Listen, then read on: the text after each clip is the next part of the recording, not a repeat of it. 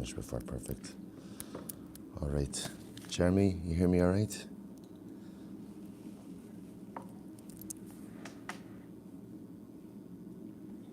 All right, Chabra on Zoom, you still hear me all right? All right, excellent. We can hear me, but we can't hear you. We need to select the speaker.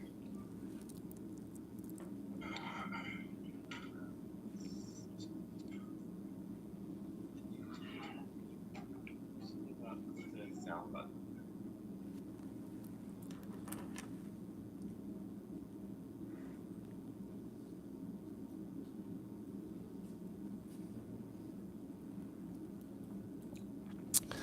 All right, Reuven, good morning. Let us begin. So first of all, it is an incredible schos to be here with all of you. Baruch Hashem here, physically here in Toronto, and Baruch Hashem, I see my chevra back in Baltimore as well. A great schos to Baruch Hashem be back with everyone.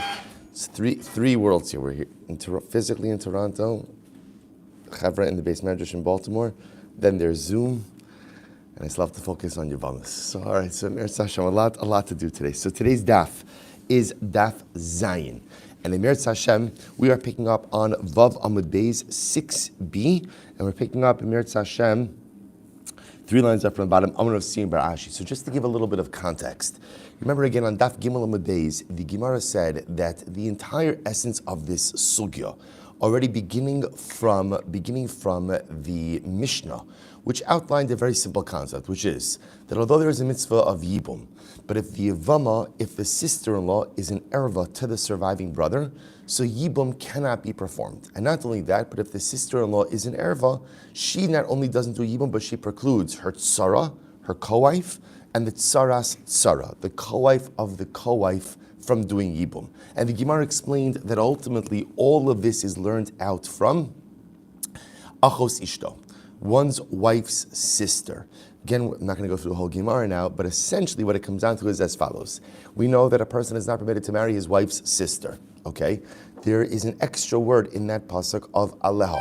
The Gemara uses that extra word, aleha, to create a gzera shava between achos ishto, one's wife's sister, and yibum, to teach us that although there is a mitzvah of yibum, if halacha lamaisa, the yevama, is one's wife's sister. For example, 2 brothers married 2 sisters. So now let's say Reuven passes away. Shimon now is the surviving brother. So now Reuven's widow also happens to be Shimon's sister-in-law. Halacha lamaisa, she's not a sister-in-law. His wife's sister, also a sister-in-law. His wife's sister, halacha lamaisa, he is not permitted to go ahead and do yibum. Okay, so I will say, so that what the Gemara is trying to figure out is as follows. The fact that we need that drasha tells us that if I didn't have that drasha, I would have thought what? That yibum would be permitted even in a situation of a significant erva. That's what I would have thought. Because remember again, if I wouldn't have thought it would have been mutter, I wouldn't have needed the drasha. The fact that I need the drasha tells you that otherwise I thought it would have been mutter. So I will say, the Gemara is just trying, and this was all of yesterday's daf, also continuing today's daf, which is, why would I have assumed that's mutter? Why would I have assumed that performing yibum with a major erva would have been permitted? So we're trying to just find examples, another situation in which, again, such a scenario, or essentially aseh doche lo saseh, even by a significant lo saseh, would have been permitted. That's the entire exercise over here. So let's go back to it. Says the Gemara. Amr Sim Rashi. So Sim Rashi says as follows. Amr Sim Rashi. Hai Tana lo mishum da asi aseh v'dachi lo saseh. Now the truth is, again, Sim Rashi is bringing up over here by Shabbos, right? Remember again the Torah in yesterday's daf. We had the fascinating drasha lo seva ru'ish b'chol moshvosechem b'yom HaShabbos. The Gemara wanted to know, why do I need b'chol moshvosechem? The Gemara wanted to suggest that what? That even Beis Din, who's obligated to go ahead and execute someone, would not execute someone on Shabbos. It's an aseh, it's a positive commandment for Beis Din to carry out an execution once someone has been condemned, and there's a lo saseh of Shabbos, and I might have thought that the aseh of execution overrides the lo saseh of Shabbos. Chomosh Osechem says it doesn't. Says the Gemara, the truth is, it has nothing to do with aseh doche lo saseh. Rather what? Elo mishum damaisi mekavachomer. We'll see, here's what's interesting. There's a kal v'chomer. What's the kal v'chomer? Second line up from the bottom. Daf vav amud beis. V'achi kamar ma'ani mekayim echalaleha mos yumas. What does it mean when the pasuk says those who desecrate the Torah, at least certain mitzvos of the Torah, shall be put to death? So the Gemara says, Bishar malachos chutz mimis has bezdin.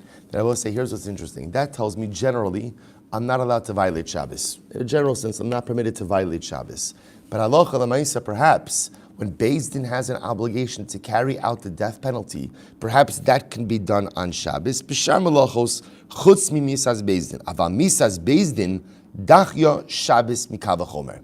So I will say, I would have thought that the obligation of Bezdin to execute someone sets aside the laws of Shabbos. In other words, so I will say it's not as much an asay docha lo saseh as much as it is a kavachomer. I might have thought that Bezdin is permitted to execute someone. And I must remember again, execution itself is a malacha. Depending on the nature of the execution, it could be more than one malacha. Right? We saw like in Sreifa. Sreifa would ultimately again be shchita and bishul. Okay, it's in havara.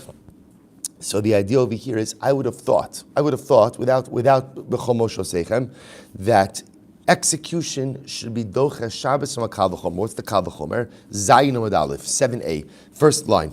We'll say, here's the kal v'chomer. Uma avoda shichamura v'docha Shabbos. You're supposed to listen to this. Avoda, which means literally again avoda in the Beis Hamikdash, is docha Shabbos. I'm sorry, avoda is chamura, and then it's docha Shabbos. So we know, halacha l'maisa, we go ahead and we perform avoda on Shabbos, right? So remember again, Kohen does the avoda in the mikdash, even though avoda in the mikdash by definition has malacha involved. So avoda is chamur, that it's docha Shabbos. Ritzicha docha osa. We'll say this is a wild halacha. Ritzicha, murder, is docha avoda. Now what that literally means is not that ritzicha is docha, but rather punishment for murder is docha avoda. Shene'emar me'im mizbochi tika chana lamos. So let's talk about this in just a moment. Take a look at Rashi. Ritzicha docha osa shim hayirotzeach kohen v'rotze la'avod avoda. Let's say you have a kohen who murdered someone, and the kohen wants to do the avoda. He wants to perform temple service. So what do? Says Rashi, Sholchim u'mavin oso lamos. We go ahead and we take the kohen and we execute him. We don't let him do the avoda. Rather, we execute him. So the Gemara, mavin oso lamos. Ela imkein haya al gago shel mizbeach va'avoda biyado. I will say now the one exception to this is something fascinating. So if a kohen murdered someone chas v'shalom and now he wants to do the avoda, we tell him, sorry, you can't do the avoda. You have other things to do, namely get executed. Right? We don't let him do the avoda. The exception to the rule is if he's already on the mizbeach doing the avoda, we let him finish. Shene Emar, because the pasuk says, Me'im mizbechi tikachana lamos. Now, Rabbi say it's interesting. The Gemara darshans Me'im mizbechi means from my mizbeach. The mashmos, the inference from that is if he's al mizbechi. If he's on the Mizbeach, ultimately, again, we don't interrupt that. We let him finish the avoda, and after he finishes the avoda, then we execute him. So, right? So, just follow this kal v'chomer. So, avoda, which is chomer, right? Avoda in the Beis Hamikdash, which is chomer, so chomer that it's docha Shabbos. Yet, again, punishment for capital punishment is docha avoda, right? That if a kohen wanted to do the avoda, but chas v'shalom is liable to a death penalty, ultimately, again, avoda is set aside in order to go ahead and punish the kohen. Now watch this. Shabbos, shenidches mipnei avoda. Then Shabbos, which is set aside because of avoda, because of service in the Beis Hamikdash, eno din shetei ritzicha docha osa. Ultimately, again, certainly, capital punishment should set aside Shabbos. We'll say that's the kal v'chomer. If avoda, which is chomer, is docha Shabbos, and capital punishment is docha avoda, then ultimately Shabbos, which is set aside because of avoda, should certainly be set aside because of capital punishment. Namely, that you can administer capital punishment on Shabbos. That's the havamina. Therefore, the Gemara says, nothing to do with asay docha lo asay. It's kal v'chomer. And therefore, what happens? Let's just close out the circle. Therefore, what happens? The Torah says, "No, lo seva'aru eish b'chol moshvoseichem b'yom haShabbos." And moshvoseichem actually doesn't mean homes. What does moshvoseichem mean? We saw in yesterday's daf. Bezdin.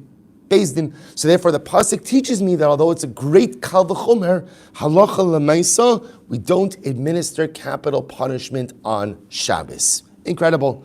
So I'll just mention, by the way, if you think about it, it's just like Al Divrei Hashkafa.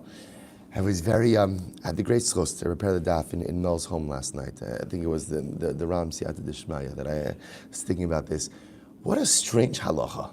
What a strange halacha. Can you imagine this? So we darshan based on the fact, which means if the coin is next to the Mizbeach, ultimately, again, we can go ahead and take him for execution. But if he's on the Mizbeach, literally, like if he's doing the avoda, we don't interrupt him, we let him finish, then we take him. I thought about this, like, that's crazy. The guy's a murderer, right? The Kohen who's doing the avoda committed a murder. He's on the Mizbeach doing the avoda, it's very nice, but Lamaisi, he committed murder. So the Gemara says, just let him finish. Let him finish. What do you mean let him finish? Pull him, yank him off there. What are you talking about? The guy committed murder. You're going to let him finish the avoda, yank him off. I don't care what he's doing. I don't care if it's the Kohen Gadol on Yom Kippur and the Kodesh HaKadoshim. Yank him out. Pull him out and administer the punishment. Elamai, what do you see? You see the power of a Yid when he's performing a mitzvah. You see at the end of the day, we all have profound imperfections, right? And we all do many, many, many things wrong. That's just the nature of being a human being. But in the moment when a Jew is performing a mitzvah, there is nothing holier. In the moment when a Jew is doing avodas hakodesh, in that moment, here you see this Kohen, and this is a profoundly flawed individual. After all, again, he murdered, right? And it's not a metaphor, by the way, that he murdered, right? Not that he murdered his potential, he murdered his possibilities, right? We're talking about a guy who killed someone. But lemaisa, when he is in the middle of performing that avodah, when he is in the middle of performing that mitzvah, the Torah says, just let him finish. Just let him finish. Because when a Jew performs a mitzvah, no matter how flawed I may be in the grand totality of life, a mitzvah almost represents an island of spiritual perfection. In that moment, I'm doing what I need to be doing. In that moment, I'm the person I really need to be. And HaKadosh Baruch Hu says, just let him finish. What's going to come is going to come, right? The punishment is going to come. But in that moment, just let him finish. And I will say, what a profound lesson for us also. Because the truth is, a lot of times, kind of going back to last night's show, so many times we focus on our imperfections and we focus on what's wrong and we focus on what's broken. But we always have to remember that although there are many things that are misfiring in my personal life, when I'm performing a mitzvah, in that freeze frame, in that moment, it's perfect. In that moment, it's great. And in that moment, when HaKadosh Baruch Hu looks at me, all he sees is the spiritual beauty of my Maisa mitzvah. Let's go right there. Says the Gemara, Umay o ena de kamar. So as I remember again, this is hearkening back a lot to yesterday's daf. So remember again, there was a lot of back and forth in the Gemara. So the Gemara said, what was the other side? What was the other side of this argument? Umay o ena de kamar. Haki kamar. Kvuras meis mitzvah tochiach. So we'll say, what's the pushback against the Kal V'chomer? The pushback against the Kal V'chomer is as follows. What about meis mitzvah? Listen to this, because meis mitzvah, we'll say, remember again, what's meis mitzvah? You find an unintended corpse, right? You find chas v'shalom, person who died, no one is there to go ahead and take care of the burial. Such a person is a meis mitzvah. So we'll say, listen to this. The Gemara says you could prove that what we said before is untrue from meis mitzvah. Oh, why? What's the pshat of the meis mitzvah? So here we go. Shedoches avoda. Remember, meis mitzvah is docha avoda, right? Because at the end of the day, if a Kohen is on his way to do the avoda, and he sees a meis mitzvah, what's the halacha? What's the halacha? Take care of the meis mitzvah. And I will say, what's the chiddush in that? What's the chiddush in that of taking care of the meis mitzvah? Even though what's going to happen when he takes care of the meis mitzvah? What by definition occurs? Can't do the avoda, right? Because now he's going to be tamei. So meis mitzvah's docha avoda, ve'ein dochas haShabbos. Yet I will say, here's what's interesting. Meis mitzvah is not docha Shabbos, right? You're on your way to shul on Shabbos, and you go ahead and you see a meis mitzvah. What do you do? What do you do? What do you do? Nothing, right? You could cover the mace. In fact, there's a whole discussion in Machlokes, by the way, if you're allowed to cover the mace either, because there's a whole discussion in Hilchos Muktzah about whether or not you're permitted to go ahead and move a utensil to serve a muktzah item. Again, so we would pass that you cover the mace, but you don't do anything. So mace mitzvah is docha avoda and not docha Shabbos. So the Gemara says, therefore you see things. Just so in other words, the whole previous Kal V'chomer was built on the fact that if you're docha avoda, you're certainly docha Shabbos. Right? Remember again, so we said before, if administering capital punishment is docha avoda, it's certainly docha Shabbos. Which the Gemara says, Now, the pushback to that is that Kal V'chomer is flawed, because there are things that are docha avoda that are not docha Shabbos, i.e. meis mitzvah. So the Gemara says, Hadar Amar, then we go ahead and we say, Kvuras meis mitzvah tedcha Shabbos mikal v'chomer. But again, on the flip side, right, so the pushback to the pushback would be that Kvuras meis mitzvah, burying a meis mitzvah, should be docha Shabbos, mikal v'chomer. Based on the Kal V'chomer, what's the Kal V'chomer? Uma avoda shi docha Shabbos. Avodah is docha Shabbos, kvuras meis mitzvah docha osa. Remember, so avodah is docha Shabbos, and remember, meis mitzvah is docha avodah. We know that. So the Gemara mila achoso. That's learned out from the pasuk of lo aviv uli imo lo achiv ula achoso lo yitame lohem. So also remember again talking about the people you cannot become tummy for. But the Gemara darshans over by the Kohen Gadol that although he cannot become tummy for his mother, his father, and his sister, he can become tummy ultimately again for a meis mitzvah. So you see over here, avoda is docha Shabbos, and meis mitzvah is docha avoda. Shabbos shenitcha mipnei avoda. Eino din should take vuras meis mitzvah docha osa. So therefore again Shabbos, which is nitcha because of avoda, certainly again meis mitzvah should set aside Shabbos. Talmud lomar lo sivaru eish. Therefore, I will say the Torah comes along and says lo sivaru eish b'chomosh osechem, which teaches us ultimately that Shabbos is not set aside. Fine. Ulamai desalak adaite meikara the asiyase v'dachi lo asase. So I will say, so now here's what's interesting. So let's just kind of bring this all together. I will say, what's fascinating about these sugyas, maybe a little bit challenging also, is if you notice, like, there's no break in the sugya, right? In other words, the sugya is continuous. So every once in a while, it's helpful just to go back and refocus. Remember again, here's what we have. In yesterday's daf, towards the end of yesterday's daf, we had the drush of lo sevaro ish b'chomosh osechem b'yom HaShabbos. We thought that was a sugya of asay doche lo saseh. What the Gemara just did now is said, no, that's not asay doche lo saseh. It's actually what? Kal V'chomer. Kal V'chomer. So we'll say now, okay, so now the Gemara is going back and saying, but when we originally thought that it was a sugya of asay doche lo saseh, let's go back and revisit that. Ulamai desalak adaite meikara. That which we thought from the beginning. That which we thought from the beginning. The asi asay v'dachi lo saseh. That a positive commandment could come along and set aside a prohibition. That's what we thought originally. That ultimately the Torah was coming to tell us what? That you could administer capital punishment on Shabbos. Then Rabbi say, how could you administer capital punishment on Shabbos? Administering capital punishment is a malacha. What's the answer? Asay docha lo saseh. That the positive commandment of ultimately administering capital punishment is docha the lo saseh of violating Shabbos. So that, we're going back to our original mindset. That which we thought originally that asay docha lo saseh, my o'eno dika amar. Rabbi say, what was the pushback to that? Hachi kamar. Here's the pushback. Ma'ani mekayim mechalaleha mos yumas. So Rabbi say, in general, I thought when the Torah says that one is put to death for violating Shabbos, what is that referring to? Bishar melachas chutz mimisas bezdin.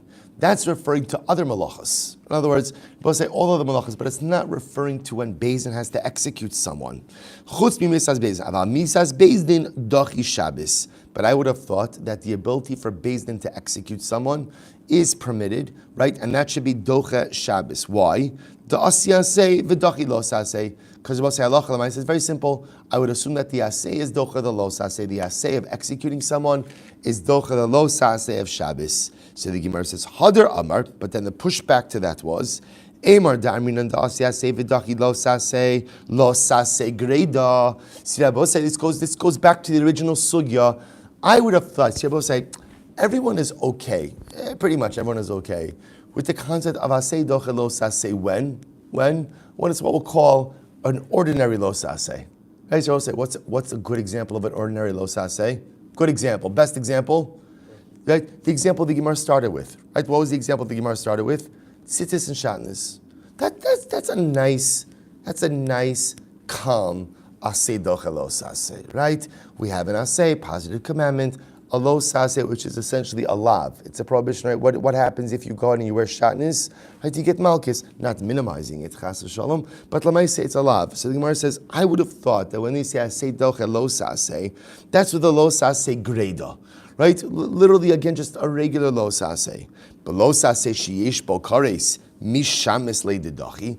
I will say, but to make the jump and to say that asay doche lo saseh, ultimately, again, even by a lo saseh that has kares, that's very strong.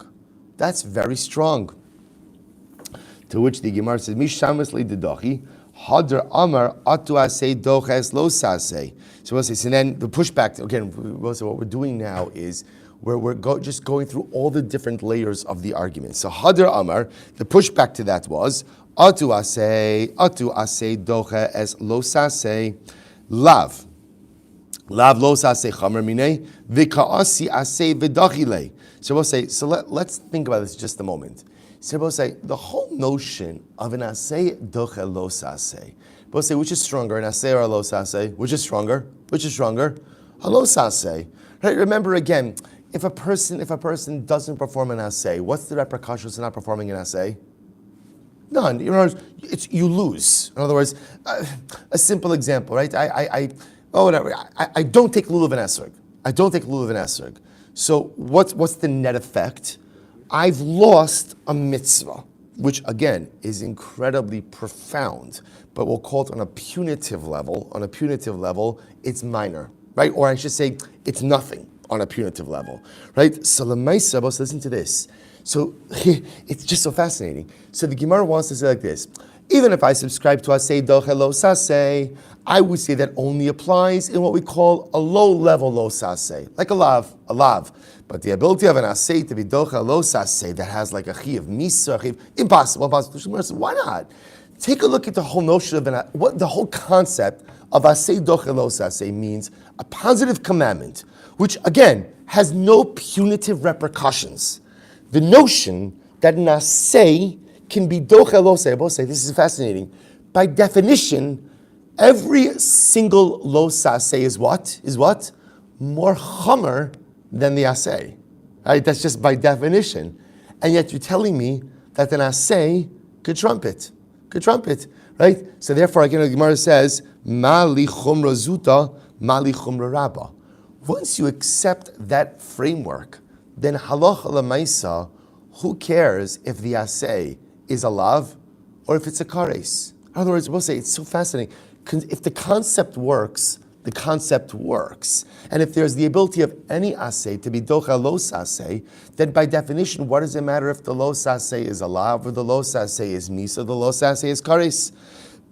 Talmud lomar lo sivaru. Therefore, we'll say the pasuk comes along and says, Lo sivaru. So we'll say, so therefore again, remember, all of that was a setup. What was it a setup for? Based on that logic, I would have said that halacha l'maisa, Beis Din should be permitted to go ahead and administer a death penalty on Shabbos based on the idea that the asay of execution or capital punishment is docha the lo sa'aseh of Shabbos. Kamash malon, the drasha, lo sivaru eish b'chol moshvosechem, the gzera shava, moshavos, that teaches us that Beis Din does not administer death penalties on Shabbos. So I will say, again, what's interesting to note is, and that kind of is going to close out the Shabbos sugya, what's interesting to note is, just based on a pure like aseh docha lo sa'aseh, we actually would have entertained the idea that Beis Din should administer death penalties on Shabbos. It's really only based on the fact that there's a gzera shava of moshavos that teaches me that Beis Din does not do so. So we'll say, which essentially says, we're back to square one. What's square one? Remember, square one is, I don't know, why do I need the drasha of aleha by achos ishto? So right, we're right back there again. In other words, I will say, so once again, the drasha of achos ishto teaches me that yibum is not permitted in a situation where there is a kares erva. Okay? The fact that I need that drasha tells me that without that drasha, I would have thought asay doche lo saseh even by an iser kares. Why would I have thought that? So we're right back there. Elo, it's trich. So I will say, I need to go ahead and exclude achos ishto from yibum. Why? Sakadai tchamina. Listen to this. Tehevi hai eshesach davar shahaya bichlal v'yotza min haklal. So we'll say, listen to this. There's another issue. I would have thought that the prohibition of brother's wife, right? Achos ishto. I'm sorry, eshes ach. I would have thought that the prohibition on my brother's wife was something shahaya bichlal, that was inside of the general rule. Now, both say, look at Rashi, almost right across. Shahaya bichlal, ki kol asher yaseh mikol hatoivos ha'ila v'nichresu. Both say the pasuk says, anyone who performs any of these abominable acts, this is the pasuk, the catch-all pasuk by arayos, by immoral relationships. So the pasuk says, anyone who commits any of these to'evos will experience kares. So Rashi says, b'chol ha'arayos kares, right? So kala b'chol ha'arayos kares. So we'll say this is the pasuk, the catch-all pasuk for all forbidden relationships. So therefore we'll say, my brother's wife is included in that pasuk. The yotza min haklal. Now we'll say ultimately, so what happens? So now brother's wife was taken out of the klal of kares. Now, when was brother's wife taken out of the klal of kares? When? By Yibum, right? You also remember, the great chiddush of Yibum is that there is a relationship. There is a relationship that was punishable by kares, and now is not only permitted, but what? Is a mitzvah. Which Rabbi said, by the way, I don't think I mentioned this before, but there's an incredible Mesorah skill in this also, which is that for a Jew, what's right and what's wrong is solely determined by the will of God. In other words, we'll say right and wrong is not determined by what I feel is right and wrong, or ultimately, again, what my hashkafas or my yediyas or my sensitivities. What's right and what's wrong is fundamentally dictated by the Ratzon Hashem, and which is why you could have a situation of Eshes Ach, a brother's wife, that is an Isser Kares, but yet again, in the case of Yibum, that very relationship becomes a mitzvah. It doesn't make any sense. If it's an Isser Kares, it's an Isser Kares. What do you mean now it's a mitzvah? So 5 minutes ago it's an Isser Kares. Now the brother passes away, it's a mitzvah? Yeah, that is the way it works. Why? Because that which is right and that which is wrong is never based on human sensitivities or human feelings, because that's a dangerous thing. Because many terrible things have been committed throughout the ages because people thought that they were in the pursuit of some type of MS, some type of correctness, some type of rightness or righteousness. Our MS, our truth, our moral compass is fully and totally in the hands of the Ribbon Shalom. So the Gemara says, Eishes Ach, so my brother's wife was in the general klal of arayos. Then Yibum comes along and removes it and says this relationship is permitted under a certain context. V'yatza min haklal. So we'll say, now listen to this. So the v'yatza min haklal, l'lamed. And ultimately, again, when it's removed from the klal, from the general rule, it ultimately is removed in order to do what? In order to go ahead and teach me about that particular case, So, I'm sorry. V'yatza min haklal, l'lamed, lo l'lamed al atzmo yatza, ella l'lamed al haklal kulo yatza. So we'll say, let's talk about this for a moment, then we'll go back inside. The Gemara here is espousing an exegetical principle. And the principle is like this.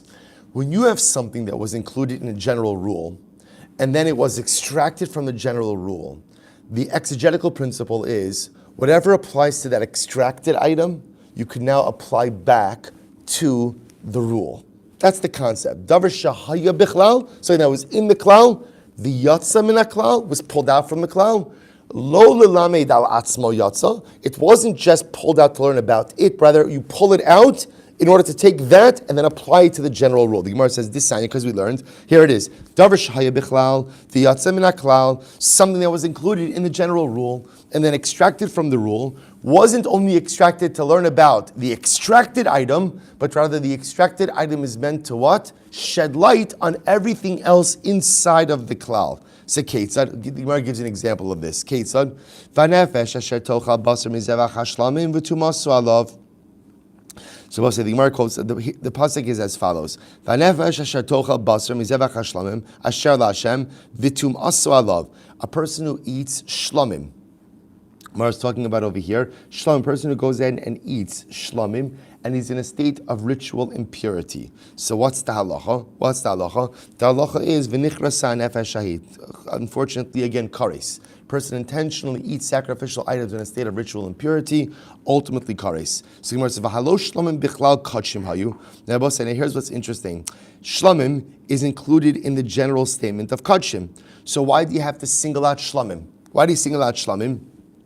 V'lama yatsu, why single out shlamim? Look at Rashi. Bichlal kol hakadshim hayu. Rashi says shekvar kalo karis bekulan kolish asher yikra mikol zarachem el hakadsh el hakadashim asher yakdishu. But also the Torah already said a general pasuk that said if you're in a state of ritual impurity, you cannot consume consecrated items, sacrificial items. So you already said it. So why do you have to say it again specifically by shlamim? So here it is. You have a klal that says you can't eat karbanos in a state of ritual impurity. Yotzim, you pull out shlamim, and now you specifically articulate shlamim. Why are you bringing out shlamim? V'lama yatsu lahakish eleim v'lomar. So we'll say shlamim are being extracted, ultimately to compare the rest of karbanos to shlamim. To teach me what? Ma shlamim miyuchadim kadshe mizbeach. Just like shlamim are unique in that they are kadshe mizbeach. In other words, they're karbanos. They're karbanos. Af kol kadshe mizbeach. So to the punishment of kares applies to any karbanos that you eat in a state of ritual impurity. What does that come to exclude? Yatsu kadshe bedek habayis. We'll say, what does that come to exclude? Kadshe bedek habayis. We'll say kadshe bedek habayis, just for our purposes, means things that don't have physical sanctity, but rather only have monetary sanctity. So if you were to go ahead and consume something that is monetary sanctity, right, bedek habayis, you would not be chayiv kares. The chayiv kares only comes about for items that have physical sanctity, or we'll call ritual sanctity, or sacrificial sanctity. So we'll say, this is just an illustration, right? What do you have? You have a principle, a rule, right? A klal, a general principle. Then you have something specific pulled out of the principle. That teaches me a concept, and that concept then is applied back to the rest of the group, the rest of the klal. Now watch this. We'll say, this is incredible. So I would have thought the same thing over here. Hachanami, ha'eshesach bichlal kol harayos haisa. I will say in general, my brother's wife is part of the general grouping of arayos. I will say, what's the punishment for arayos? Kares. Okay, now what happens? Eshes ach is pulled out. Now I will say, now why is Eshes ach pulled out from the grouping? For what purpose? To permit it where? By yibum. Watch this. I would have thought, v'lama yatzisa, lahakish ele v'lomer lacha, ma Eshes ach sharya, Af kol arayos nami sharyon. Wow. I will say, this is incredible. I would have thought as follows. I have a klal. What's the klal? The klal says all arayos are punishable by kares. Who's included in the klal? Eshes ach, my brother's wife. Then something amazing happens. Eshes ach is pulled out of the klal by yibum. Right? And what does the Torah now tell me by yibum? By yibum, that I'm not only permitted to marry my brother's wife, but what? It's a mitzvah. So now that you extracted that from the klal, learned the rule about the individual item, I assume, how does the exegetical principle work? Take the rule now and what? Apply it back to the klal, which nets what effect? All arayos are permitted for yibum. Wow. Now comes along the aleha from Eshes ach, ultimately achos ishto, from my wife's sister to yibum, that teaches me no. Not all arayos are permitted for yibum, but rather only one specific case of my brother's wife. But any other erva, for example, my wife's sister, is not permitted for yibum. We'll say this is one of these moments where the universe is in perfect equilibrium, right? Everything is perfect, everything is wonderful, everything now just fit into place. You almost don't want to go on to the next word because we're going to stare it in just a moment. The Gemara goes right there. Where it says, no, it's not good. Midami, hasam klal bi'isr uprat bi'isr. She will say, it doesn't make sense. I'll tell you why. Because, for example, in the case of karbanos, the klal is an isser, right? Again, you can't eat karbanos or ritual impurity, and the prat shlamim is also an isser. Hacha, they will say over here by yibum, klal be'isser. The klal is you can't engage in arayos, or forbidden relationships. Prat beheter. The truth is, remember again, my brother's wife is being pulled out of that group to permit something. So the comparison doesn't really work. Halo dami elo ladavar shahaya bichlal, the yatsa ladun bedavar achadash. I will say the truth is, if you want to compare this to an exegetical principle, here's what it's compared to. It's compared to the following case. Something that was included in a general klal, in a general rule, and then what? The yatsa that was pulled out of the klal, lidun bedavar achadash. And I will say it's pulled out in order to apply to it some type of chidush, some type of novel idea. And when you have a construct like this, a klal, and then something pulled out of the klal, and the item pulled out of the klal is subject to some chiddush. What do we say? She'ata yochel lachziro lechlalo ad sheyachzirena lecha kasa beferish. I will say here, that's another fascinating exegetical principle. When you have a klal and you pull something out of the klal, and then a chiddishtic idea applies to the item extracted, you can't apply the chiddush back to the klal unless the Torah allows you to apply the chiddush back to the klal. Where do we see this? Tisanya, davar shaya bechlal, the yatza ladun b'davar achadash. If you have an item that was included in the klal, in the general group, the yatza lidun b'davar achadash, and now you extract one item from the general group in order to apply to it a chiddush, something unique. You cannot take that extracted item and apply it back, or put it back with the klal, put it back with the group, along with its chiddush, unless, of course, the Torah tells you to put it back into the klal. Okay, so the Gemara gives an example of this. What's a good example of this? So the Gemara says, Keitzon, v'shachat es hakeves b'makom sheyishchat es hachatas, v'es ha'olah b'makom hakodesh, ki kechatas ha'asham hu lakohen. So the pasuk says over here, this is talking about the asham of the Mesorah, right? The person on saras has to go through an entire purification process and also has a certain order of sacrifices, karbanos that he has to bring. So the Torah is speaking over here about the asham of the Mesorah. So the Torah says that ultimately, again, his asham has to be like the chatas and like a chatas and a regular asham. Ki kechatas ha'ashamu. Shein tamud lomar kechatas ha'asham uma tamud lomar kechatas ha'asham. Why does the Torah have to compare the asham of the Mesorah to a regular asham, a regular chatas? Lefi sheyatza asham Mesorah lidon bedavar chadash. Because let's listen to this. The asham of a Mesorah is a different type of carbon. What's unique about it? What's unique about the Ashram of the Mesorah? Ultimately, again, bebohen yad ubohen regel. We'll say what's unique about it. There are blood applications, right? It's fascinating. You only have this by the Mesorah. Blood applications of the Ashram. Where do you put it? On his right thumb and his right big toe. Right? So this is unique. So the Gemara says, B'davar HaChadosh bebohen yad ubohen regel yimanis. Locho yochol lo yehei ta'on matan dam ve'mur l'gab mizbeach. So I might have thought that since Ashram Mesorah is so unique in that it requires the blood applications on his toe and on his thumb, I might have thought that therefore what? It doesn't require blood application and placement of limbs on the Mizbeach. In other words, I would have thought, so we'll say, here's what's happening over here. It's an application of the principle. Ashram Mesorah was in the klal. Which klal? The klal of karbanos. What's halacha by karbanos? Karbanos have zrika, right, blood applications, and ultimately, again, placement of limbs on the Mizbeach. So, and Ashram Mesorah is included in that. But then what does the Torah do? The Torah pulls out Ashram Mesorah from the klal of karbanos. How does the Torah pull out Ashram Mesorah from the klal of karbanos? How does it do it? By telling you that Ashram Mesorah is subject to something unique that other karbanos are not. Namely what? Blood applications on the thumbs and on the toes. Now, I will say, I would have thought once Ashram Mesorah is pulled out from the klal of karbanos, that also means what? Maybe there's no blood applications on the Mizbeach, and there's no placement of limbs. Amud Beis. Therefore, the Torah says, Talmud Lomar, top of Zion, Amud Beis, Talmud Lomar, Ki kechatas ha'ashamu. Incredible. Therefore, we'll say, what does the Torah do? It says this is the illustration of the principle. The Torah says that the asham of the Mesorah is just like any other chatas and asham.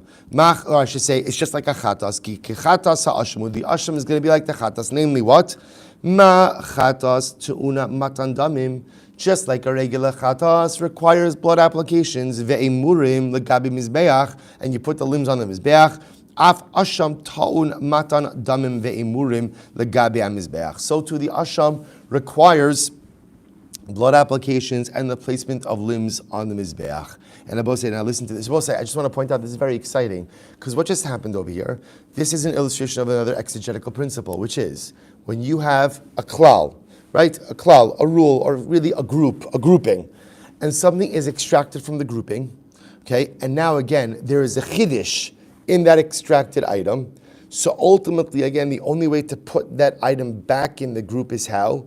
If the Torah tells you to put it back in the group. Otherwise, I wouldn't put it back in the group. What's the illustration of that? Let's just do this outside once more. Ashram Mesorah. What happens with Ashram Mesorah? The Ashram Mesorah is unique. So let's start. When we start with the Ashram Mesorah, it's part of karbanos. Good, like any other carbon. Then it's pulled out. How is it pulled out? How is it pulled out? Right? Blood applications on the thumbs and on the big toes. That's how it's pulled out. Once it's pulled out, I say to myself, well, maybe it's pulled out for everything. And what would that mean? That would mean maybe Ashram Mesorah, it has blood applications on the thumbs and on the toes, but there's no blood applications where? On the Mizbeach, and no placement of limbs on the Mizbeach. What does the Torah do? The Torah puts it back. How does the Torah put it back? With the phrase, Ki kechatas ha'asham. Torah puts it back into the rule. So watch this. V'ilo ahadrekra. Now both say, therefore the pasuk says, Aman zayin amud beis, 4 lines down. V'ilo ahadrekra. And had the Torah not put Ashram Mesorah back into the general grouping of karbanos, I would have thought, Hava Amina, Lemai dinafik nafik, Ulemai de lo nafik. I would have thought that halacha lemaisa, for that which, right, both say, for that which it was extracted, it was extracted, and for that which it wasn't extracted, it wasn't extracted. Namely, what hachanami hava mina eshes achud adishtaria eshes ach dishtaria ishtari shar arayos lo. See, I both say what the Gemara is saying is like this. In general, when something is part of the rule and then extracted from the rule, I would have thought that lamaisa, once extracted, it remains what? Extracted, right? So we'll say, so too over here, here's what's fascinating is, we'll say, remember again, this whole sugya is all very simple. We're just trying to figure out why the Torah has the pasuk or has the drasha by achos ishto. That's all we're trying to figure out. Because what's interesting about Yibum is as follows. Yibum seems to be this same type of model, which is you have a klal. What's the klal? The klal ultimately is arayos. Arayos. Something is pulled out of arayos, or someone. Who's pulled out of arayos? Who's pulled out? Eshes ach. My brother's wife is pulled out, right? For Yibum purposes. So I will say, in general, so what happens if something is part of the klal, pulled out of the klal, and then has a chiddush applied to it? What do we do with that pulled out item? Generally, we keep it separate and distinct. The only time we put it back in the klal and potentially learn it out to other things is when the Torah puts it back. Does the Torah put Eshes Ach back into the klal of Arayos? Bepashtos, no. If that's the case, the default would have been to assume that halacha lemaisa, the only permitted erva for Yibum is my brother's wife. But no one else should be permitted. If no one else should be permitted, then why do I need, I'm always, say it's such a good metaphor for life, right? Sometimes no matter how much traction forward I feel like I make, I realize I'm just back at square one, but it's okay. We'll say, the beauty in Yiddishkeit is it's really not about how far you get. It's just about how hard you try.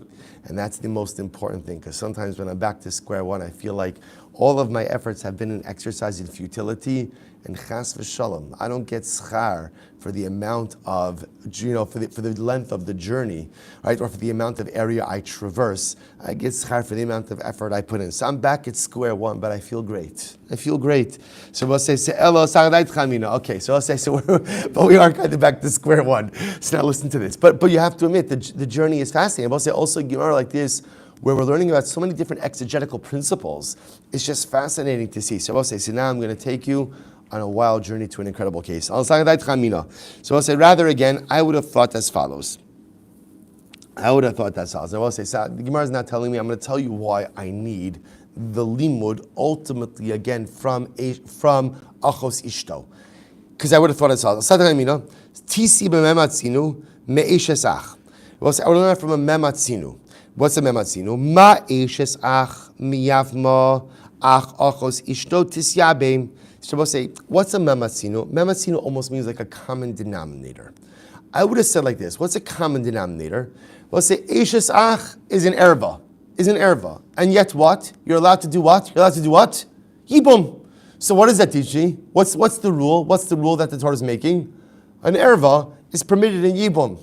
Okay, by the way, sounds so simple and it makes so much sense, right? That's the mematzinu. Mematzinu is probably a better word than common denominator, but commonality, a common theme, right? Literally, mematzinu means what have I found, right? What's unique about Eishesach? What about Eishesach is an erva, yet the Torah says I'm permitted to go ahead and perform yibum. So too, what I would learn from that is any situation where halacha l'maisa there is an erva, yibum is permitted. To which the Gemara says, come on, that's ridiculous. Midami, hasam chad isura, hacha tre isuri. Well, so here's the problem. But it's very interesting. By my brother's wife, there's only one isser. There's only one isser. What's the one isser? My brother's wife. Listen to this. By my wife's sister, who's now also the Yevama, there's two isurim. What are the two isurim? Number one, she's my wife's sister. Number two, she's my brother's wife. Right? Because remember again, the case of Achos Ishto that we're talking about over here, remember, there's the pasuk that says you can't marry your wife's sister. And then what we're focusing on is the drasha of Aleha Aleh, the Gzer Shava from Achos Ishto to Yibum, which teaches me I can't do Yibum with my sister-in-law, who is also my wife's sister. So the Rebbe says, the Gemara wants to suggest, I don't understand, why can't you just use a mamat, common denominator, and just say, just like in a regular case of Yibum, my brother's wife, she's an erva, but she's permitted, so too any case of erva is permitted. And therefore I could go ahead and do Yibum, even with my sister-in-law, who's also my wife's sister. To which the Gemara says, no, because it's a simple, I'll tell you why it's just an erroneous argument. A regular sister-in-law is one isser. My wife's sister, who's also my brother's wife, is what? Two isurim. Hacha tre isuri. So what would you have thought? Hoel v'ishtari. I might have thought that what? Well, we'll say, maybe what we say is like this. Once Yibum is permitted, then what? Everything should be permitted. I was supposed to say, once you have the concept of Yibum, and Yibum is enough, this is fascinating, and Yibum is enough to permit the prohibition of brother's wife, then what? It should be enough to permit any other isser that is upon this woman as well. So I'll say, Hol v'ishtri means once it's mutter, it's totally mutter. So I'll say, by the way, this is incredible. So what we're saying over here is, once you tell me already that it's permitted for me to marry my brother's widow, right, which is a chiddush by itself, once that's permitted, then no matter how many, I would have thought, no matter how many layers of isser she has upon her, it should still be permitted, right? So okay, happens to be now that in addition to being my brother's wife, she's also what? My wife's sister. Fine. But once it's permitted to do yibum, hol v'ishtri means once it's mutter, the heter should set aside as many layers of isra as there are. But now watch this. How do we know that we have this concept? How do we know there's a concept like this of hol v'ishtri? How do we know there's a concept that once something is permitted, it's permitted? Where does this concept come from? So I will say this is an incredible case. Watch this. Tisanya. Mesorah shechal shmini shelo be'erev Pesach. I will say this is such a great case. Very, very quickly. Or at least we'll start it today. Right? Very quickly. You have a Mesorah, right? The person with saras. So what happens with the person with saras? Yes, saras. Saras has a 7-day purification process. Right? At the end of 7 days, day number 8, he goes ahead and he brings a carbon. That's day number 8.